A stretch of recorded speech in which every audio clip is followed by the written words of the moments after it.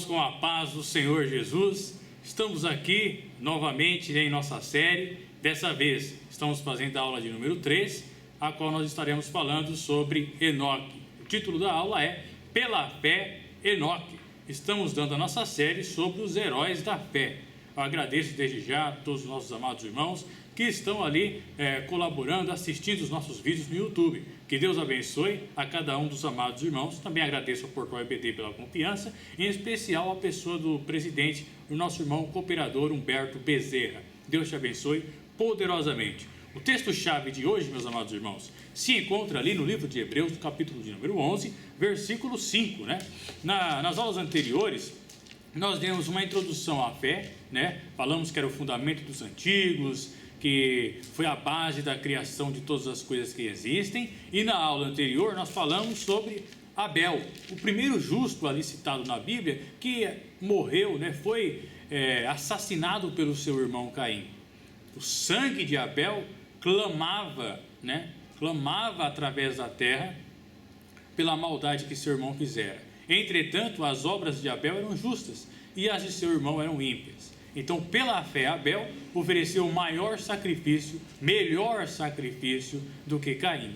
E nós, dando continuidade a esse mesmo cenário ali em Gênesis, hoje nós vamos falar sobre uma personagem singular, uma personagem que é citada muitas vezes ao longo da história com áreas de mistério, né? Sempre perdurou aquele mistério na igreja sobre essa personagem. Tem até mesmo um livro apócrifo que leva o nome desta personagem, mas foi uma personagem incrível e uma das únicas na Bíblia que não experimentou a morte. Foi Enoque, o sétimo da linhagem de Adão, contando com o próprio Adão. Então vamos hoje elaborar, né, uma aula, falar sobre a fé de Enoque, sobre Enoque como um homem justo, um homem que andou com Deus. E no final, para não ficar aquelas dúvidas, né, nós vamos fazer um pequeno comentário também sobre o livro apócrifo de Enoque. Mas primeiro, sobre a personagem Enoque na Bíblia.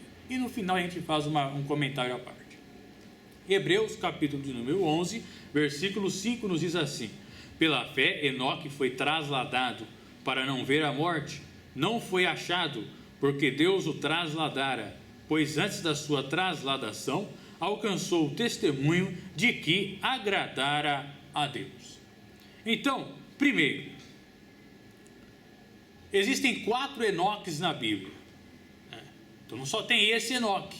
Esse é o Enoque mais conhecido, o que desperta maior interesse, né? Maior interesse, porque é o que tem uma história ligada fortemente à fé na Bíblia e o fato de ter sido um homem que andou com Deus.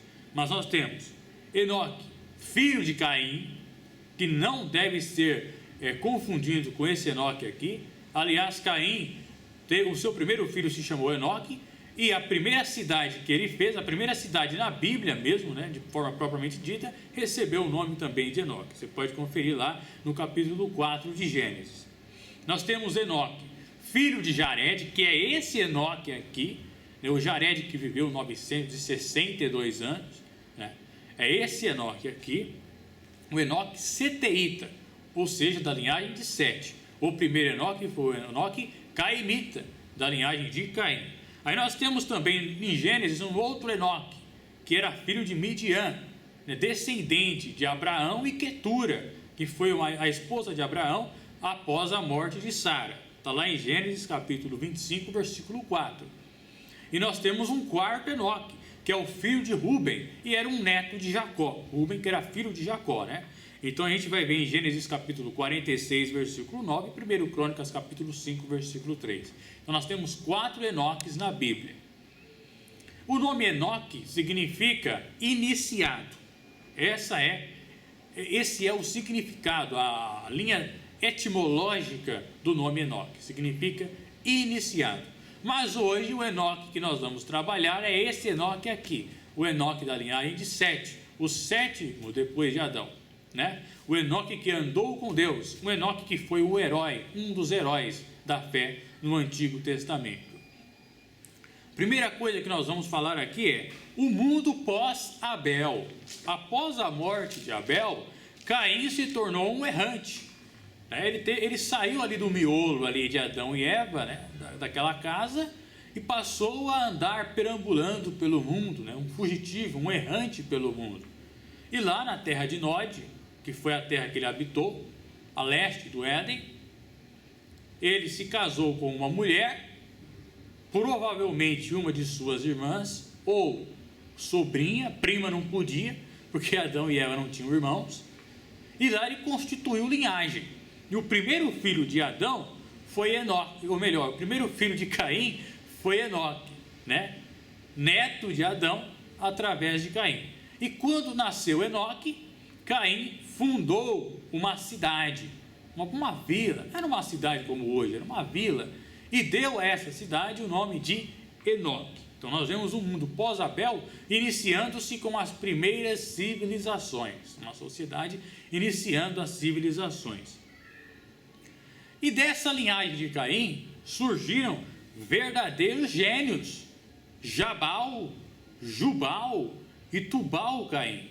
Então, a Enoque nasceu Irade, Meujael e Lameque. Depois de Lameque teve esses 3 filhos, Jabal, Jubal e Tubal-Caim. Em Gênesis capítulo 4, versículos 20 ao 22, olha o que diz.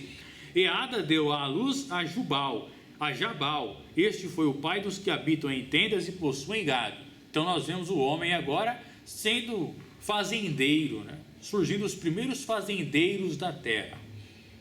O homem criando, trabalhando com a agropecuária. Caim ele trabalhava com agricultura. E já o seu filho estava criando gado. Então, o primeiro grande agronegócio, né? Agropecuária, não apenas extraindo o benefício da natureza, mas também criando animais para obter recursos. Depois vem o que? Jubal, que foi o pai dos que tocam harpa e órgão, ou seja, o pai da música. Olha o querido versículo 21. O nome do seu irmão era Jubal. Este foi o pai de todos os que tocam harpa e flauta, né? Nessa tradução diz flauta em vez de órgão. Zilá também deu à luz a Tubal-Caim, mestre de toda a obra de cobre e de ferro. A irmã de Tubal-Caim foi Naamá. Então Jubal começa a investir, né, na música, a se inspirar. A música é a arte de expressar os sentimentos através do som. E Jubal é o pai dos primeiros instrumentos musicais. Então surge a música na sociedade, né? Outrora não existia, e agora surge uma expressão de sentimentos através de sons, da harpa e da flauta. Então Jubal foi o pai dos instrumentos musicais. Depois vem Tubal-Caim. Em Tubal-Caim iniciam-se a metalurgia e a siderurgia, olha o que diz o texto. Zilá também deu à luz a Tubal-Caim, mestre de toda a obra de cobre e de ferro. Então o homem passa a extrair elementos da terra. A irmã de Tubal-Caim foi Naamá. O homem passa a extrair os minérios da terra, construindo cada vez mais armas, e armas mais poderosas, mais potentes, que sem dúvida foi o passo inicial para posteriormente existirem guerras. Então a sociedade, com essa descendência de gênios, acaba se corrompendo também, né? E se encontrava desviada da face de Deus, da mesma forma que se encontra até os dias de hoje. E o pai desses camaradas aqui, Lameque, foi o primeiro bígamo. Por isso que eu disse que a sociedade estava desviada de Deus. O pai deles tomou 2 esposas e cometeu 2 assassinatos, que a gente vai falar daqui a pouco. Então a descendência de Caim, Lameque, se tornou um assassino bárbaro. Por que foi bárbaro? Porque ele matou a preço, como diz aí fora, a preço de banana. Ele matou por motivo torpe. Motivo torpe é um motivo banal, que não exige justificativa alguma para cometer o assassinato. Portanto, olha o que diz aqui. Disse Lameque às suas mulheres, Ada e Zilá: ouvi a minha voz, vós, mulheres de Lameque, escutai as minhas palavras. Matei um homem por me ferir e um rapaz por me pisar. Se Caim há de ser vingado 7 vezes, com certeza Lameque o será 70 vezes 7. Então ele fala que matou um cara por ferir ele ou seja, numa briga, e o outro porque deu um pisão no pé dele. Então ele matou também. Olha só os motivos torpes. Ainda compôs um poema, uma canção, né? Como se aquilo fosse algo vantajoso, fosse algo bom. Eu sou valente, eu matei, eu tenho esse poder, eu sou um homem de verdade. Começam então os primeiros assassinatos após o primeiro, que foi de Caim contra Abel. Então houve um contraste entre a linhagem de Caim e a de Sete, os sétimos, né? Sabe por quê? Porque o sétimo, através de Caim, depois de Adão, contando com Adão, é claro, foi Lameque. E o sétimo, por Adão, através de Sete, foi Enoque. Então há esse contraste. Vamos fazer o panorama dos sétimos? O sétimo de Adão por Caim, Lameque. O sétimo de Adão por Sete, Enoque. Lameque, não confundir com Lameque, pai de Noé. Tem um outro Lameque lá, que foi neto de Enoque e pai de Noé. Esse você não confunda, é o Lameque seteíta, não tem nada a ver com esse Lameque sanguinário aqui. E Enoque, o sétimo através de Sete, que foi o bisavô de Noé. Você pode conferir em Gênesis 5 ou 1 Crônicas, capítulo 1, versículos 13 e 4. Esse Lameque aqui era bárbaro, assassino e sem fé. Tudo isso. Ele era bárbaro, ele matava a preço de banana, ele era assassino, ele matou, porque ele planejou mesmo aquele intento de tirar a vida do seu próximo, e não tinha fé alguma, e nele imperava as obras da carne. Afora que ele foi o primeiro bígamo, ele tomou suas duas esposas, Ada e Zilá. Então o casamento outrora, instituído por Deus, para que fosse entre marido e mulher um único casal, passa a se desvirtuar, e agora o homem passa a tomar duas mulheres, fugindo totalmente do mandamento bíblico, que era inicialmente um homem e uma única mulher. Não vamos entrar nesse mérito, né? No Antigo Testamento isso foi permitido, inclusive a carta de repúdio, mas Jesus disse que foi por causa da dureza do coração dos homens. Hoje não impera mais essa lei aqui para nós cristãos, embora nos países do Oriente ainda hajam pessoas que tenham essa prática da bigamia e também da poligamia. Vemos exemplos de Davi e Salomão que isso não foi nem um pouco benéfico para os servos de Deus. Já esse Enoque aqui, o sétimo por Adão, ou melhor, por Sete, era servo de Deus, ele era um homem justo e ele foi um exemplo de fé, e o principal, ele andou com Deus. Gênesis 5, 19, 21 ao 24. Olha o que diz aqui: viveu Jared, depois que gerou a Enoque, 800 anos, e gerou filhos e filhas.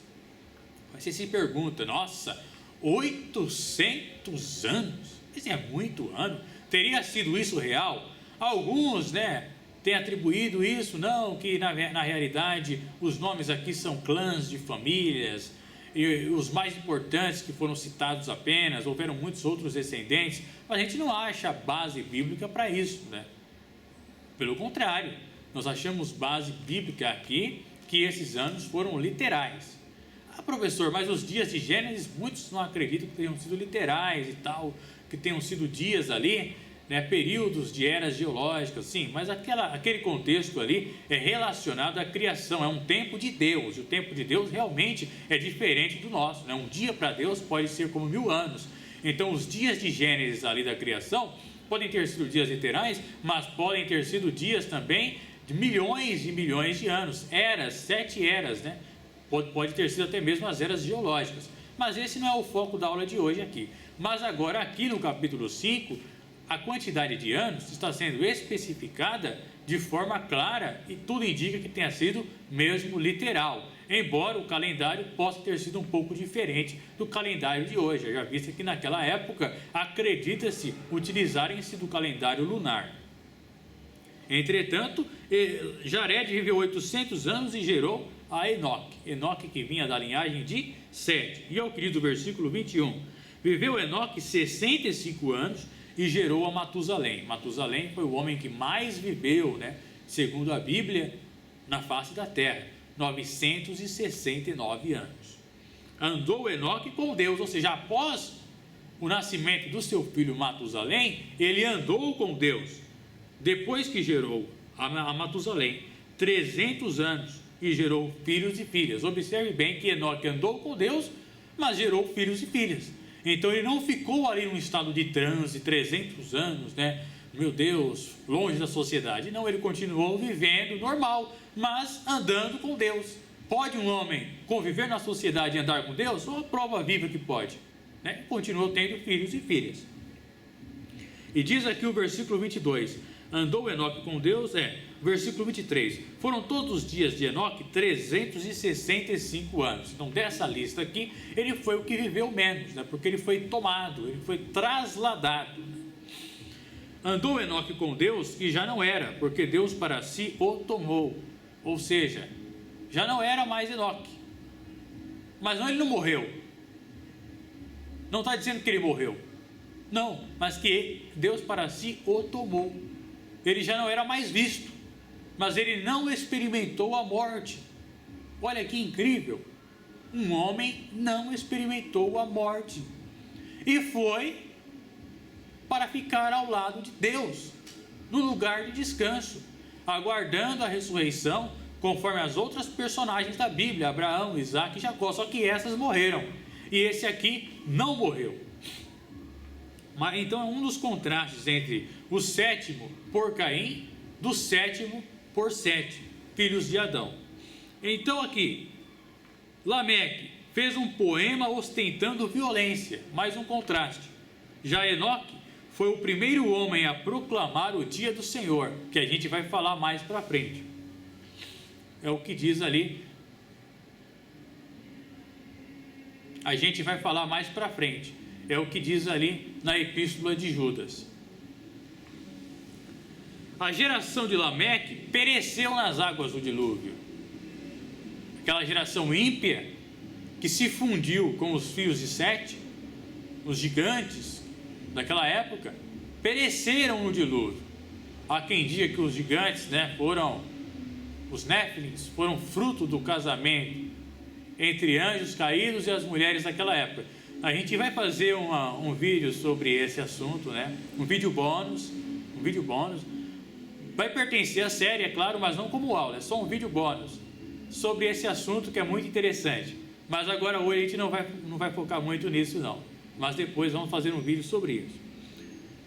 Então a geração de Lameque pereceu no dilúvio. Já de Enoque, todos os seres humanos de hoje são sua descendência. Por quê? Porque Enoque foi bisavô de Noé, e de Noé existiram todos os homens que há hoje na face da terra, os sobreviventes do dilúvio. Então todos os homens de hoje são descendentes de Enoque, inclusive o próprio Jesus em carne. Você pode ver lá em 1 Crônicas capítulo 1, 3, Adão, 7 anos, Cainã, Maalalel, Jared, Enoque, Matusalém, Lameque, Noé. Então todos ali, todos esses homens são ancestrais dos seres humanos que existem hoje, e também do próprio Cristo. Quando a gente vê a genealogia de Cristo ali no segundo livro de Lucas, vai dizer que e Noé veio de Lameque, e Lameque de Matusalém, e Matusalém de Enoque, até cheguei a Adão, e Adão de Deus. Então pega toda a genealogia de Cristo, desde aquela época até Adão. Então Cristo também foi um descendente de Enoque. Um outro ponto que agora nós temos que entrar para focar nesse assunto. Embora a geração de Caim estivesse desviada moralmente, que é o que estava acontecendo, a de Sete não. Então, embora a sociedade daquela época estivesse moralmente afastada do Senhor, a sociedade de Caim, a linhagem de Sete não estava de todo, embora nos dias de Noé a maioria estivesse. Por quê? O primeiro filho de Sete foi Enos. Quando Enos nasceu, está escrito em Gênesis capítulo de número 4, versículo 26, que quando nasceu um filho a Sete, ele colocou o nome de Enos. e então passou-se a invocar o nome do Senhor. Então Sete e toda aquela geração, quando Enos nasceu, passaram a invocar o nome do Senhor. Então voltou-se aquela comunhão com Deus, embora restrita e não igual a que tinha Adão e Eva dentro do jardim do Éden. Então eles passaram a ter essa comunhão com Deus. Só que infelizmente, teve uma fusão depois entre os descendentes de Caim e os descendentes de Sete, e com essa linhagem surgiram aqueles homens bárbaros da antiguidade.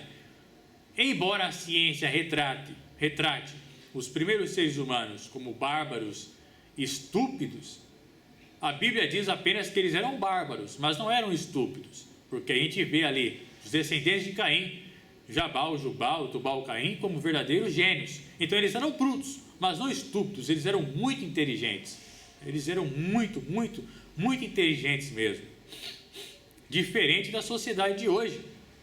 Então o ser humano daquele período, ele poderia ser maior, ele poderia ser mais forte, ele era muito mais saudável, com toda certeza ele tinha esses atributos, e também muito mais inteligente. Mas não, que isso, a ciência de hoje está avançada, claro, com certeza, mas a capacitação de você extrair um minério sem ter nenhuma tecnologia, nenhuma ferramenta, de você construir instrumentos musicais sem tecnologia alguma, você tem que ser um verdadeiro gênio. Hoje as coisas são muito fáceis para nós, mas naquela época não era o início da civilização humana. Diz aqui o texto, isso que a gente vai falar aí sobre os gigantes, vai ser um apêndice numa aula bônus, e a primeira pergunta que fica é: pode um homem andar com Deus em meio a uma geração perversa? Já se perguntou isso? Pode um homem andar com Deus em meio a uma geração perversa? Seria isso um fato verdadeiro? E a segunda pergunta: o que fez Enoque andar com Deus? Então essas duas perguntas que a gente vai trabalhar na aula de hoje. A primeira: pode um homem andar com Deus? Pode, claro que pode. É um exemplo vivo. Mas o que fez ele andar com Deus? Comunhão intensa e obediência, movida por um combustível que foi o fundamento dos antigos, a fé. Foi isso que fez Enoque andar com Deus: comunhão intensa, obediência e fé. A fé, capacidade de crer nas coisas invisíveis, sem a necessidade de uma prova concreta e sem questionamento algum. Pela fé Abel, pela fé Enoque, pela fé Noé, pela fé Abraão. Há uma frase que diz assim: a fé em Deus nos faz crer no incrível, ver o invisível e realizar o impossível. Essa é a fé em Deus. E a fé que Enoque tinha era a fé da salvação, a fé salvífica, a fé que permeia em nossos corações. Aquela fé que não vem de nós, pela graça, por meio da fé, e não vem de nós, é um dom de Deus, igual está escrito em Efésios.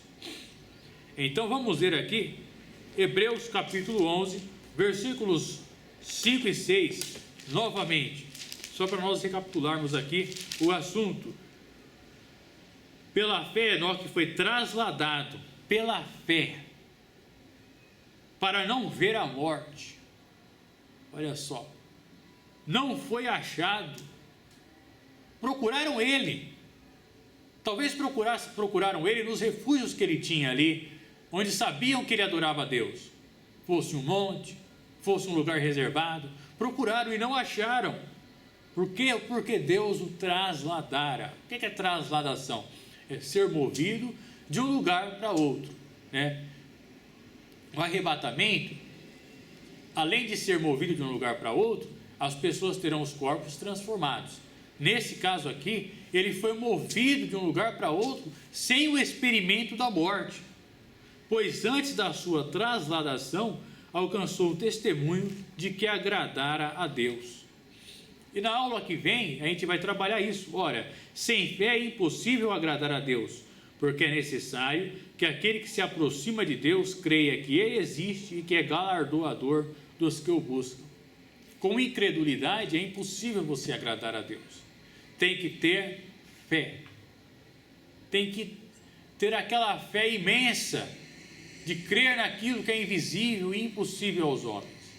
Os discípulos disseram para Jesus: Mestre, logo quem poderá salvar-se?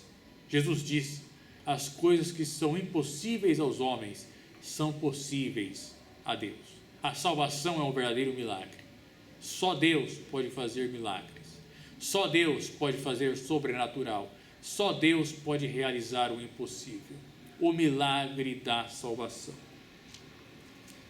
Voltando aqui, irmãos, nós vemos que apenas 2 pessoas possuem um relato tão privilegiado de não terem experimentado a morte. São essas 2 pessoas, Enoque e Elias. Enoque e Elias, e a gente vai focar mais tarde. Mas também só 2 pessoas na Bíblia possuem o relato de terem andado com Deus. Que o texto diz claramente que andou com Deus, ou seja, tinha comunhão assim estupenda, maravilhosa, magnífica, incrível com Deus. Enoque e Noé. Em Gênesis capítulo 6, versículo 8, que é o tema da aula de número 5, Noé, pela fé Noé, a gente vai abordar isso, que Noé também foi uma personagem singular, e embora não tenha sido trasladado, ele também andou com Deus.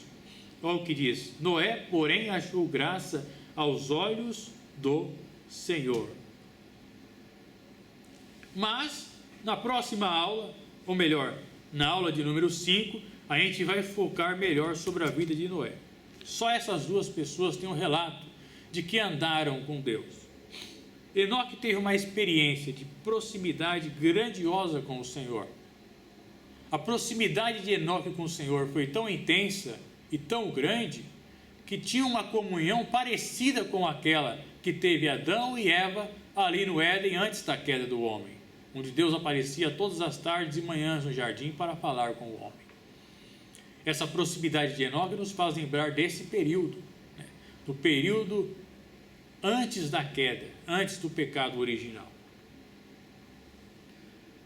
Nós também vamos ter essa comunhão com Deus quando tivermos os nossos corpos transformados naquele grande e glorioso dia. Vamos receber a vida eterna ao adentrar aos portões celestiais. 1 Coríntios capítulo de número 13, versículo 12. Olha só o que vai nos dizer o texto. Em 1 Coríntios capítulo 13, versículo 12. Agora vemos em espelho, de maneira obscura, então veremos face a face. Agora conheço em parte, então conhecerei como também sou conhecido. Nós veremos o Senhor Deus face a face. Vamos ter uma comunhão parecida com a de Enoque. Andar com Deus, ver Deus, contemplar a face do Todo-Poderoso. Pode ver depois também em 1 João capítulo 3, versículo 2, mais um capítulo que dá respaldo a essa ideia. Nós temos a mesma fé salvífica de Enoque, que não vem de nós, é um dom de Deus. Jesus, quando disse para Pedro, tu és Pedro e sobre esta pedra edificarei a minha igreja, anteriormente ele tinha dito assim: abençoado ou bem-aventurado és tu, Simão, filho de Jonas, porque não foi a carne e o sangue que te revelaram isso, mas o Pai que está nos céus. Você acredita em Cristo como Filho de Deus? Você tem esta fé salvífica de que Deus é o Pai eterno, Criador de todas as coisas, e o seu Filho, Salvador de todos nós? Não foi homem que te revelou isso, não foi os seus estudos que te revelaram isso, não foi bancas de universidades, não foram cientistas, não foi fruto da pesquisa ou da curiosidade humana, mas o Pai Celestial revelou Jesus dentro do seu coração. Glorifique a Deus. Que privilégio você tem. Tantas pessoas morreram e foram condenadas ao juízo, mas a ti Deus revelou o seu Filho dentro do seu coração. Você é abençoado, você é bem-aventurado por Deus. Então Enoque foi trasladado, mudado de um lugar para outro, a igreja será arrebatada, Elias foi elevado aos céus, e também nós tivemos um outro caso de arrebatamento, só que no sentido local, quando Filipe foi meio que, entre aspas, teletransportado ali do caminho de Gaza, depois de falar com o eunuco etíope, e se achou ali uns 30 quilômetros depois em Azoto, uma cidade que ficava nas proximidades. Então nós temos esses tipos de arrebatamento. O arrebatamento da igreja, coletivo, né? A trasladação de Enoque e Elias, no qual eles foram elevados aos céus sem experimentar a morte, e a igreja que será arrebatada, e os que morreram em Cristo que ressuscitarão, para que ambos se encontrem nos ares, com os corpos glorificados. Então, somente 2 pessoas tiveram esse privilégio. Depois você confira sobre Elias lá, em 2 Reis, capítulo 2, versículo 11. Ou melhor, vamos ler agora, que também é um trecho muito importante, 2 Reis, capítulo de número 2, versículo 11, para a gente conferir esse assunto.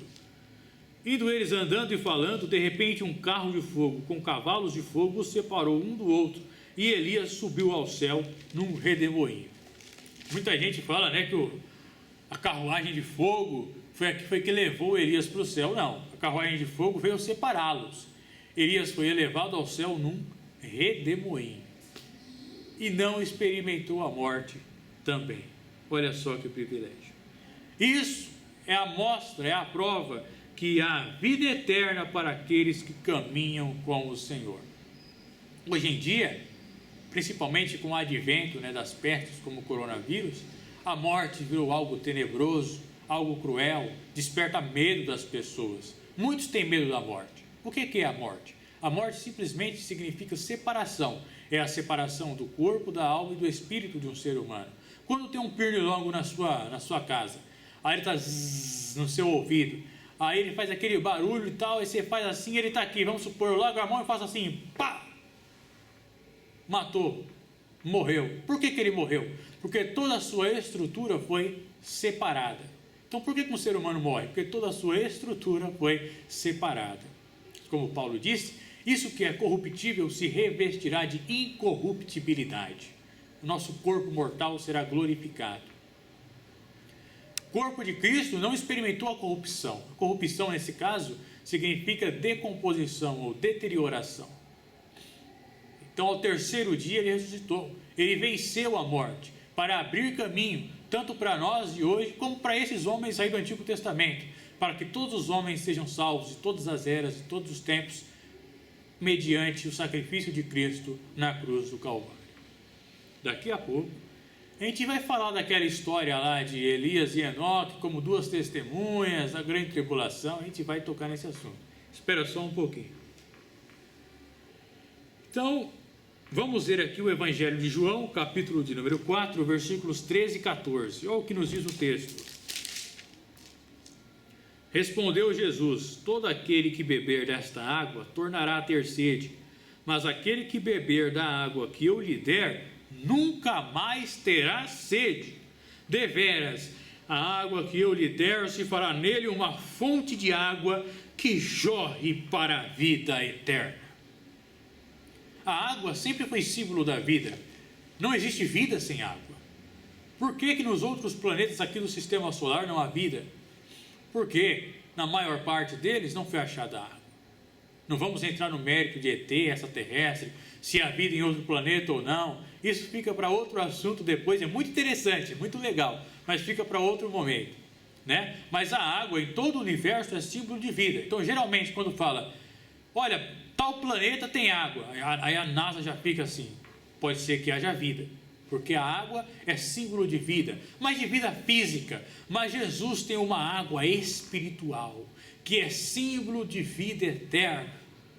Quem crer nele não será confundido, e a água que beber dele, a água que ele lhe der, jorrará para as fontes da vida eterna. Observe o rio que fluirá no meio da Nova Jerusalém.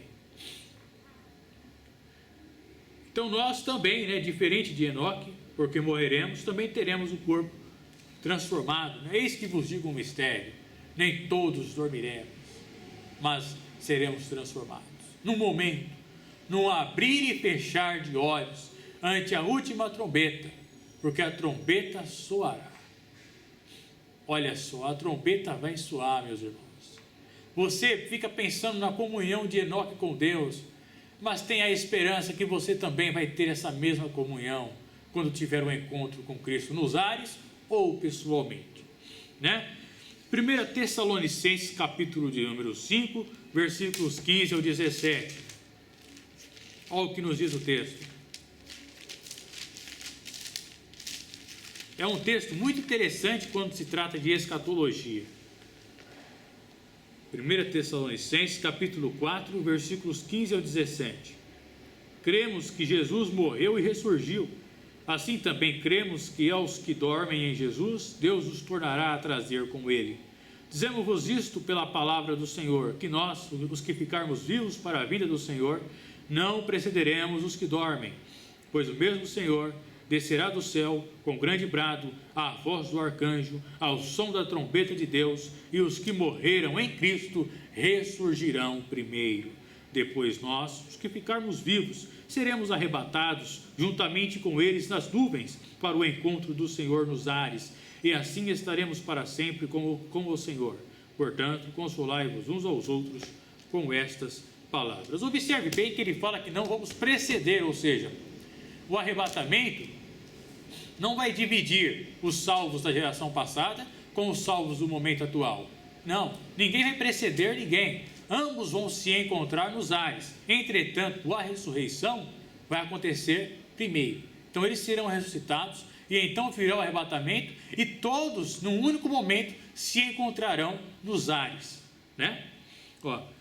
Observe que não precederemos os que dormem, ou seja, a glorificação, tanto para os antigos quanto para nós, se dará no mesmo momento. Desde o primeiro justo a morrer, que foi Abel, que ficou num lugar de descanso, né, da primeira geração, até o momento atual, ou até hoje, ou até quando Cristo voltar, os santos ficam num lugar de descanso, né?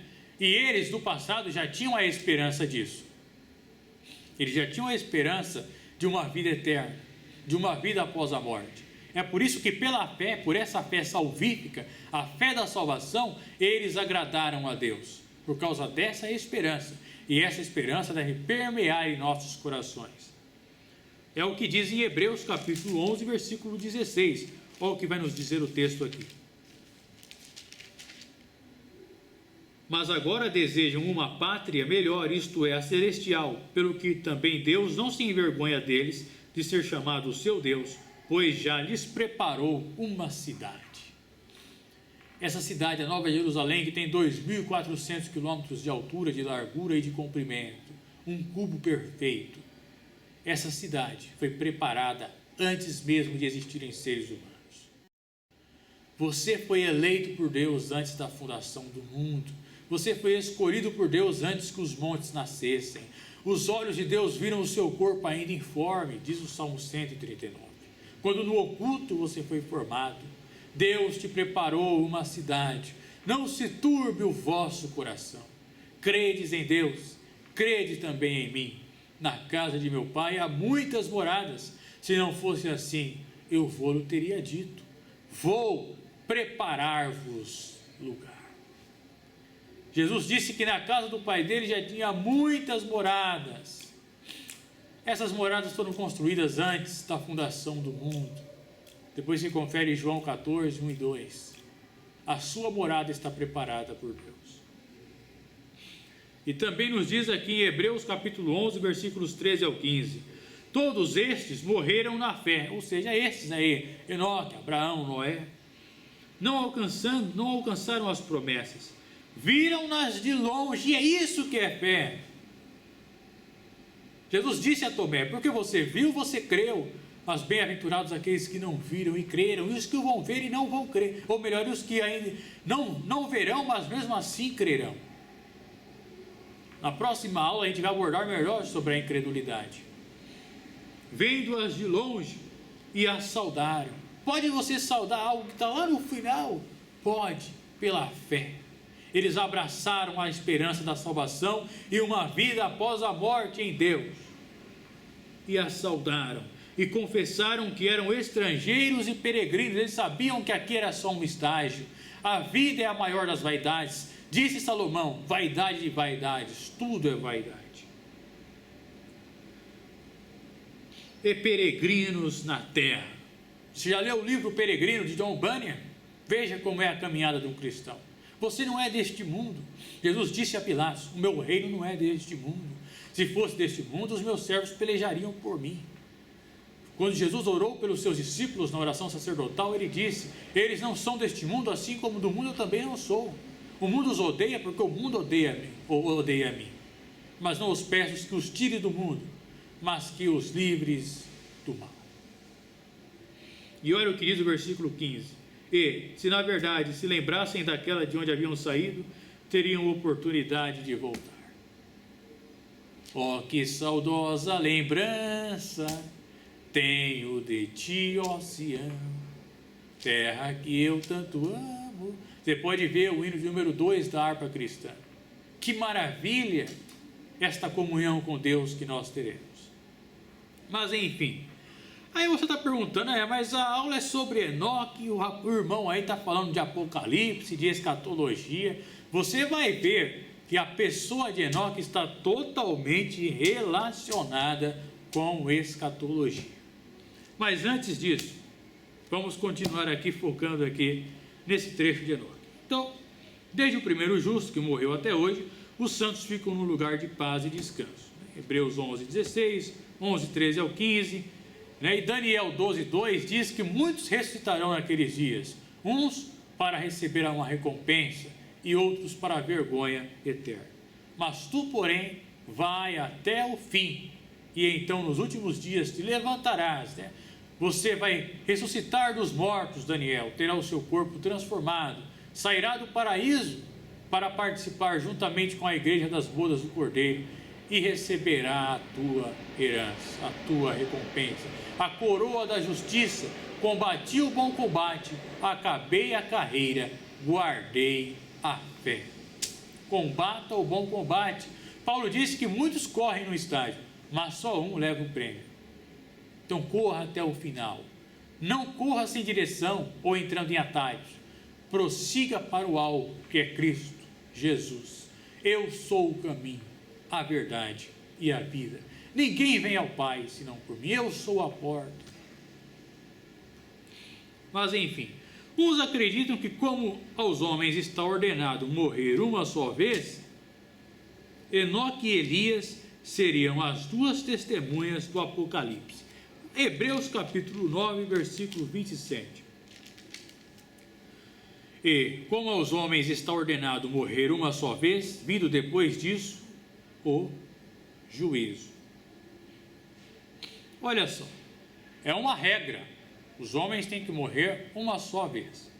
Por causa disso e por causa dos sinais ali mencionados em Apocalipse, muitos acreditam que Enoque e Elias serão as duas testemunhas no período da grande tribulação. Vamos ler o texto lá, Apocalipse capítulo 11, versículos 4 ao 6, por favor.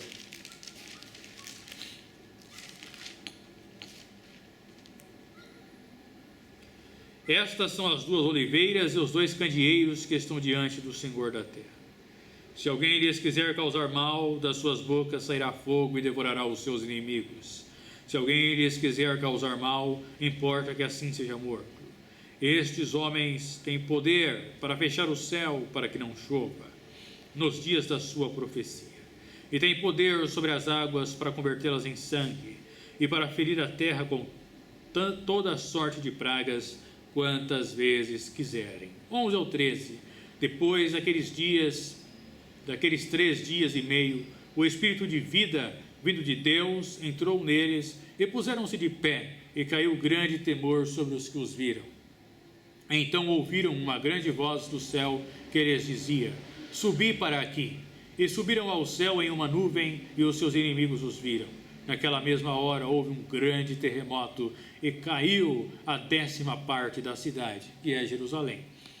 No terremoto foram mortos 7.000 homens, e os demais ficaram atemorizados e deram glória ao Deus do céu. Meus amados irmãos, muitos discordam. Muitos falam que as testemunhas serão homens fiéis a Deus no final dos tempos, enquanto outros acreditam que as duas testemunhas sejam Enoque e Elias. Entretanto, e não Moisés, porque Moisés teria morrido. Entretanto, fica uma dúvida para aqueles que não acreditam que seja Enoque e Elias. Não estou dizendo que eles são, é só uma dúvida. Porque o número exato de pessoas que não experimentaram a morte em toda a Bíblia é igual ao número exato de testemunhas na grande tribulação, o número 2. Por quê? Então é um mistério. Fica Deuteronômio 29? Fica. Mas há também a probabilidade, pode sim ser Enoque e Elias, ou pode ser outras duas pessoas. Mas para a gente não causar polêmica, tem visões diferentes, né? Então a gente vai sair do assunto e só a fruto mesmo de curiosidade para os irmãos, ok? Vamos dar um adiantamento aqui, por favor. Ainda temos muitas coisas para falar a respeito de Enoque. Mas enfim, o que o dia do juízo do Senhor tem a ver com Enoque? O que tem a ver com Enoque? Tudo, pois era a essência da sua profecia.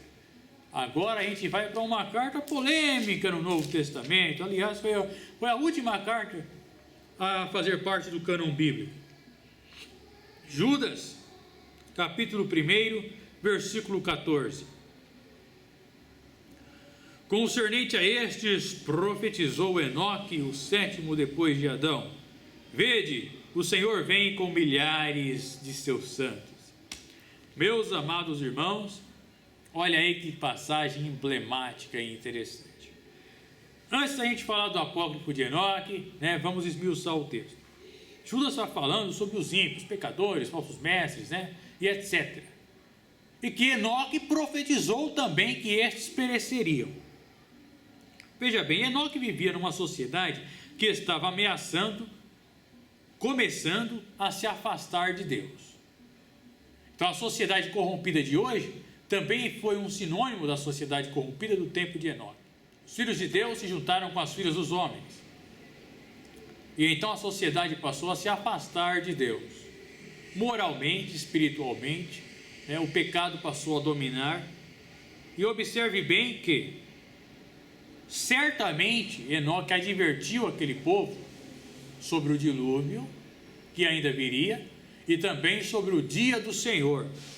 Mas irmãos, olha só que coisa magnífica, grandiosa, interessantíssima que nós vamos falar aqui.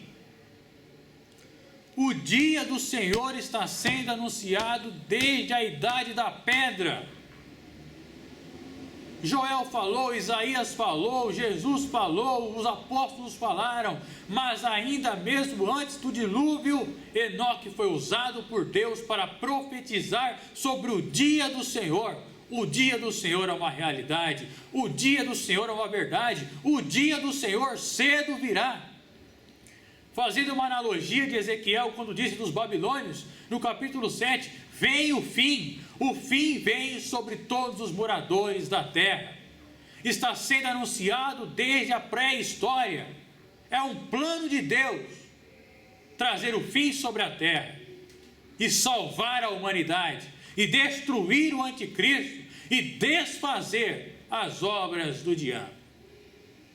E antes disso, provavelmente Enoque, ele advertiu aquela geração, os pré-diluvianos ou os antediluvianos, a respeito do dilúvio também, por causa de uma tradução ali. Quem foi o filho de Enoque? Matusalém, que viveu 989 anos. Né? E o significado do nome Matusalém fica com um ar assim de dúvida. Por quê? Embora muitos considerem que seja homem guerreiro, ou aquele que usa lança, ou aquele que usa o dardo, ou aquele que está armado, entretanto, para alguns rabinos, a tradução é totalmente distinta e diferente, e quer dizer assim: quando ele morrer, isto virá. Poderia significar assim: quando este homem morrer, isto, o dilúvio, acontecerá. Não sabemos se é realmente este o significado, mas é muito interessante. E também fica no ar isso aqui: Se você fizer os cálculos de Gênesis capítulo 5, vai ver que o ano da morte de Matusalém foi justamente o ano do dilúvio. Olha só que interessante. Repetindo, o ano que Matusalém morreu foi o mesmo ano que o dilúvio começou. Então seria o significado de Matusalém, quando ele morrer, isto, ou seja, o dilúvio virá? Poderia sim, pois aconteceu no mesmo ano. Enoque também profetizou sobre o dilúvio, e certamente, e com certeza a Bíblia diz que ele também profetizou a respeito dos tempos do fim, que surpreendentemente a segunda vinda do Senhor, como eu disse para os irmãos, está sendo anunciada desde a idade da pedra. Tem noção disso? O plano de Deus é perfeito. Maranata, ora vem Senhor Jesus, glória a Deus e aleluia por isso. O plano de Deus é perfeito e está sendo anunciado desde o início da civilização, antes do início das grandes civilizações humanas. E agora a gente vai fazer, portanto, um paralelo a respeito do livro apócrifo de Enoque. O que quer dizer o livro apócrifo de Enoque? Judas aqui, obviamente, está citando o livro apócrifo de Enoque. Ou, acreditam uma minoria, que no mínimo tradições judaicas. Ele está citando. Pois bem, o livro apócrifo de Enoque é uma pseudobiografia de Enoque, de autoria duvidosa, que tem manifestado curiosidade atualmente e desde os primórdios da igreja, e por ser citado por Judas. Judas aqui, irmão do Senhor Jesus, em sua epístola. Então, devido ao fato da epístola de Judas citar o apócrifo de Enoque, surgem inúmeras teorias, inúmeras ideias. Entretanto, nós devemos tomar cuidado com isso, porque por mais que umas sejam bem legais, bacanas, atraentes, legal, mas está de acordo com a Bíblia? Tem o livro de Enoque muito barato e eu recomendo, pode ler à vontade o livro de Enoque, embora seja um livro apócrifo, mas isso é para acrescentar o seu conhecimento na aprofundação, não das escrituras, mas sim sobre o que o autor quis dizer, qual foi a parte de Enoque que ele citou, como a história tem reagido com o livro de Enoque. Pode comprar, é uma leitura legal, bacana. Você não vai usar, é claro, como Bíblia, mas a fruto de conhecimento, é show de bola, como diz alguns irmãos. Mas enfim. Entretanto, não significa que o apóstolo esteja afirmando sua veracidade, ou seja, o fato de Judas ter citado a epístola, ou melhor, o livro apócrifo de Enoque, não significa que está dizendo que é um livro real e verdadeiro. Não, porque Paulo citava Menandro, Cleanto, Epimênides, que eram filósofos. Tinha na antiguidade o costume de citar outros autores em suas obras, era algo comum.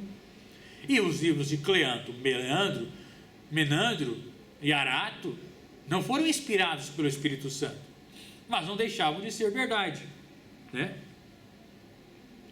Algumas profecias de Enoque, entretanto, corroboram com a Bíblia, como por exemplo em Daniel 7, capítulo 7, versículos 9 ao 14, e Zacarias 14, 1 ao 5, você pode conferir na sua casa depois, Algumas situações de Enoque respaldam com a Bíblia. Eu já falei para os irmãos que vou fazer um vídeo bônus sobre Enoque e os gigantes, e a gente vai aprofundar melhor sobre esse assunto, ok? Não vamos focar muito hoje. Fato é que este livro foi enxertado, ou seja, foi adicionado a muitas coisas nesse livro, é por isso que ele não faz parte do cânon. Então acrescentaram verdades com mentiras, e meia verdade com meia mentira se torna inverdade, igual a mentira, por diversos autores, e por isso possui inúmeras contradições e não é considerado inspirado. Mas Deus permitiu que apenas a parte real, principal deste livro, fosse citada em sua palavra. Mas vale ressaltar que o próprio Judas cita outro livro, o apócrifo livro chamado Assunção de Moisés, quando ele fala lá do corpo de Moisés, que foi disputado entre Miguel e o diabo, no versículo 9, né? Então era costume comum citar outras obras, mesmo que fossem apócrifas. E também, Paulo cita inúmeros filósofos em suas epístolas. Então, meus amados irmãos, aquela parte do livro de Enoque que Deus queria falar à humanidade, foi essa aqui que está citada em sua palavra.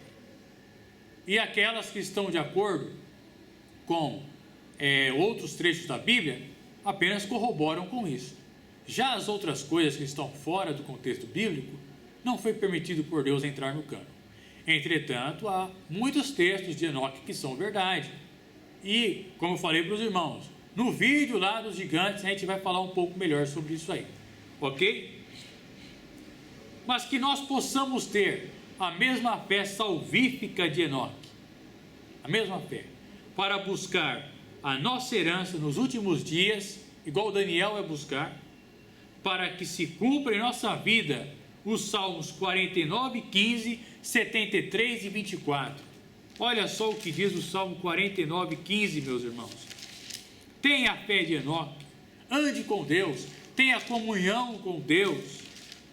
É claro, talvez você não consiga, ter o mesmo grau de santidade, porque a santificação é o penúltimo estágio da salvação.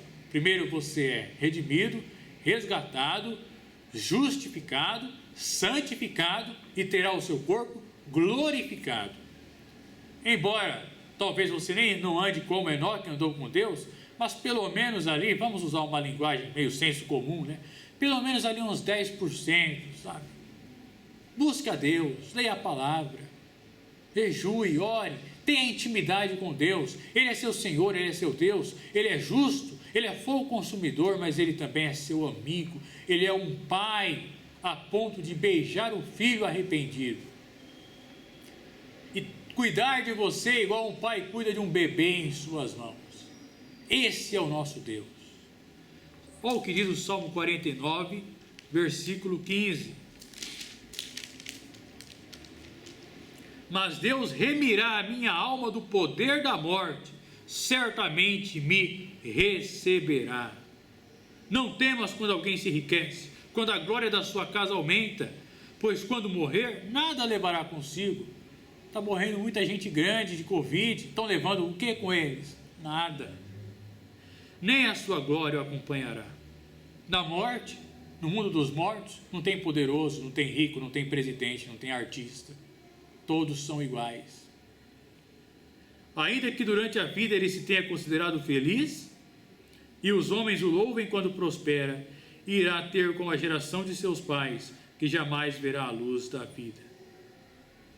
Mas olha o que acontece com aquele que anda com Deus, que tem comunhão com Deus quando ele morrer, pela fé, que vem pela fé. Olha só o que acontece no Salmo 73, 24. Se o ímpio perece e padece, no Salmo 73, 24 diz: guias-me com teu conselho e depois me receberás na glória. Me receberás na glória pela fé. A fé que não vem de nós, é dom de Deus, é um presente, e Ele, pela sua fé, pela graça de Cristo Jesus, vai te receber na glória. Você ficará para sempre com Ele e vê-lo-á face a face. Compensa andar com Deus, compensa agir como Enoque fez. Pela fé, Enoque, pela fé, você. Que Deus te abençoe, ande com Deus, busque a Deus e tenha o exemplo de Enoque em sua vida. Deus te abençoe. Vamos fazer o vídeo bônus dos gigantes e conto com você na aula de número 4, que a gente vai falar sem fé é impossível agradar a Deus. Vamos tratar também sobre a incredulidade. Deus te abençoe, forte abraço, fica na paz do Senhor Jesus. Amém.